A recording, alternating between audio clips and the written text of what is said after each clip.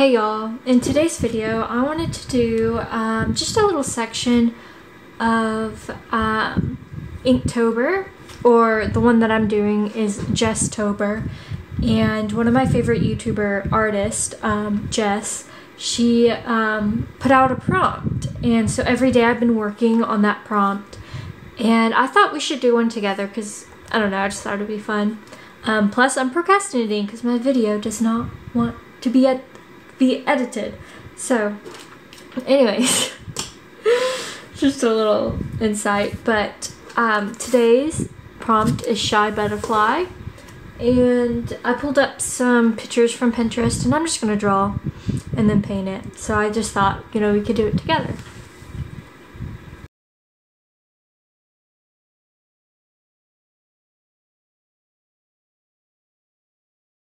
So as I'm working on this piece, I just want to chat a little bit about, I don't know, trying new things.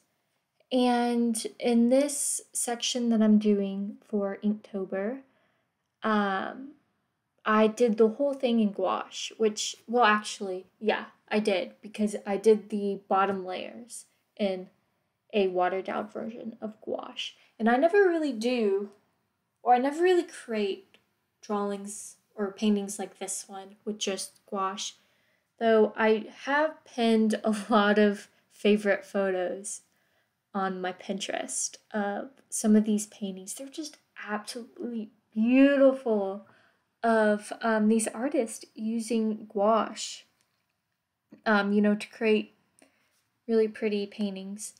And I think that's what really inspired me on this piece, because what they did was they used a darker background and they built it up and then put light on top of it. And I just really love the contrast between them. Oh, and I was showing you my watercolor palette. So I guess I did use my watercolor palette on this piece. But anyways, as you can see, I'm just putting in the colors. But as I was saying, I really love those drawings, and I really want to, I don't know, get better at doing art with different mediums, because usually my heart and soul is with oil painting. And with moving this year and packing up all my stuff, I packed up my oil paints because I feel stupid because I was like, well, I might as well pack them up. And I feel like I should have waited, but I think that's okay, because this kind of gives me kind of like a challenge within. It's good and bad, because, you know, then I'm just sitting here like, oh, I miss oil painting. But that doesn't mean that I can't paint, you know? I can use this to my advantage and practice more with doing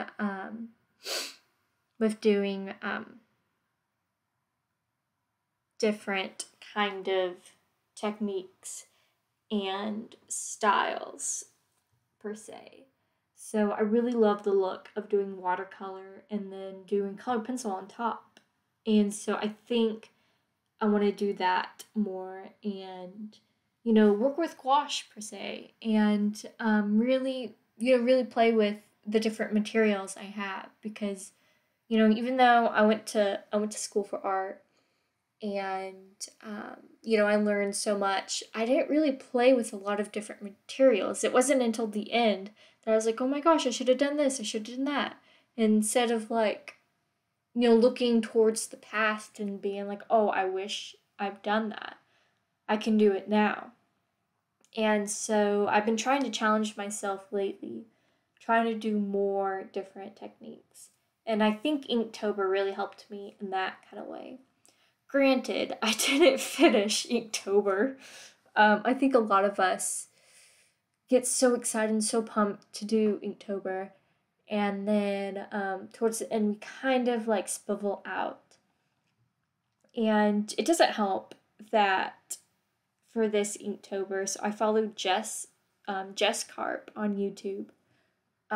She did a little prompt list and I was following it, but the only problem with that was there's some animals I didn't really draw a lot, so I don't really know how to draw them. And I tried my best, and some mind my French. Some of them are just really, really bad. And I couldn't share them. And so I kind of just stopped doing Inktober because I was getting kind of frustrated because the last few animals, it was just hard for me to do. And so I kind of like stopped that, and then I started working on something else. Um, but I do feel like Inktober really did help me push my boundaries a bit and really play with different mediums. And I need to get my gouache back out and maybe work on some stuff. But talking about doing new techniques, I do really I really do recommend using maybe like a cheaper sketchbook like the one I'm using here. This one's Cansen's. I'll link them in the description box, but I've done a product review of this sketchbook, which I also did a watercolor piece in that video and sketchbook. I also did a sketchbook tour of this sketchbook, and I also have a few other videos where I've used this sketchbook. So I'll link them down below for you to check those out. But and just overall, I didn't really like this sketchbook for finished pieces, just because just the texture of the paper wasn't my favorite, and it just wasn't the best.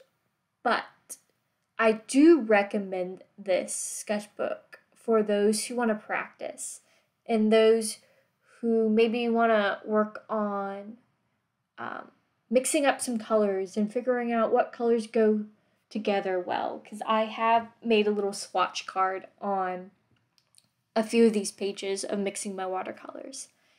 And you might be different and might actually absolutely love this sketchbook. It really just depends on who you are as an artist and what you like. And I just knew going into this that this sketchbook would work just better with maybe, I haven't tried acrylic yet on this, but gouache, I think gouache just holds really well on this sketchbook or in this sketchbook. So maybe you can, if you want to try out gouache more, maybe using this sketchbook would be good for you.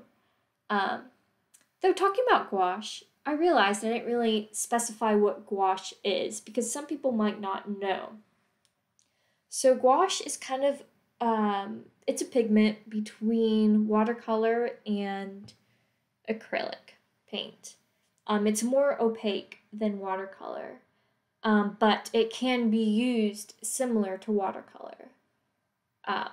Because if you just add more water to it, it's just about the opacity you can use with gouache, because you can get really, really light or use a lot of water in with the paint, and then you can go totally and just use the paint out of the tube. And that's kind of like the way that I worked with this painting here. Is I worked from the bottom up, so I used a lot of water, and then as I went up I used more and more pigment. And that's very important with wanting to do like a piece like this one, is that you want it really bright and vibrant. And at the end of the video I do use some bright white for some of the highlights. But that is usually what gouache is. A lot of graphic designers use it for like getting very accurate paintings and things. They just use it straight out of the tube. And so I think that's why a lot of people kind of stray away from it, because you only get so much pigment in one tube, and then once it's gone, it's gone.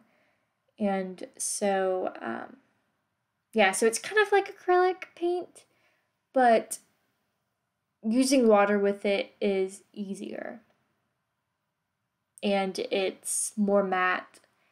And yeah, I think that's it.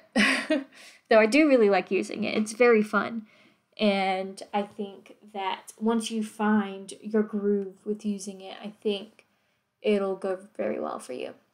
But there are videos and stuff out there on YouTube that you can watch to help with, working with gouache, because it is quite challenging in some ways. But as you can see, it's drying pretty matte now. And I do really love that kind of texture of that. But yeah, I can totally, I'll link some of the Pinterest, or I'll link my Pinterest board down below as well. I really recommend, so if you're really stuck on subject-wise or anything like that, I really recommend using Pinterest as, not really like, you can use it as references, but just keep in mind that you can't really sell those because you're not using your own photo. That's the only downside, is copyright issues. But if you're just practicing or just drawing something like this, I really recommend it. I use Pinterest a lot for my paintings and things. Not the ones I sell. The ones I sell, I do use my own photos. And I have a friend who lets me use photos that she's taken. And so just make sure, if you're doing that, make sure you have, I think when you sell them, you need to make sure you have a, like a handwritten note, like, I'm allowed to use this photo, or she writes it, I don't know. I'll have to look more into that. But anyways, I went on a tangent. I do that a lot. What was I saying? Yeah, so I really recommend using Pinterest for your ideas. And like for this painting per se, I really enjoyed some of those paintings, which I'll link down below for y'all. They were just really pretty, and I really took inspiration from that. And that's another thing I need to work on, is when I'm using photo references, is I don't have to use the exact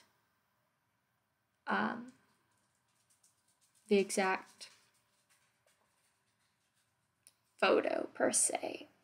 Like, I saw something on Instagram or something like that, and they're like, oh, I don't like using the actual photo for making paintings.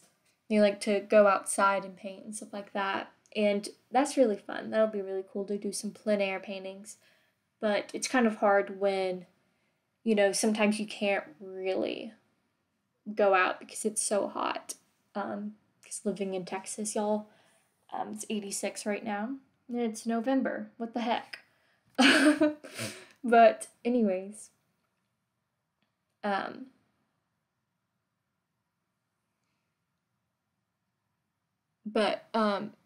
I really recommend using, if you're going to sell it, use your own photos, or if you're just practicing, you can use photos from Pinterest or anything like that.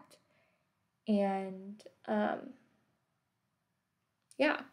Oh, yeah, and so what I was saying about using your own photos, or your own photos to get like really realistic paintings and things, is I'm trying to be more lenient about that, and not everything has to, match the photo. And I think that's important too, is that, you're making the photo your own, in your painting. And so I do believe that it's important that that you're not just following it exactly. I mean, you can do that. Like, I've done that before. But I think, just make sure the colors match well together and things like that, and you'll be fine. But, just a little tip. But anyways, we're coming to a close on this video, and I really hope y'all enjoyed, my chatting. I can chat a lot, and it's a problem. And I also hope you enjoyed my painting. I really enjoyed making this one. This one was a lot of fun. And really helped with my procrastination. Or my procrastinating. I think I ended up editing the video. I don't remember. I have a lot of problems with editing things because I just do have a lot of problems. It's a thing. But anyways, I just hope y'all enjoyed, and I'll see you in the next video. All right, bye y'all. Hope you have a beautiful day.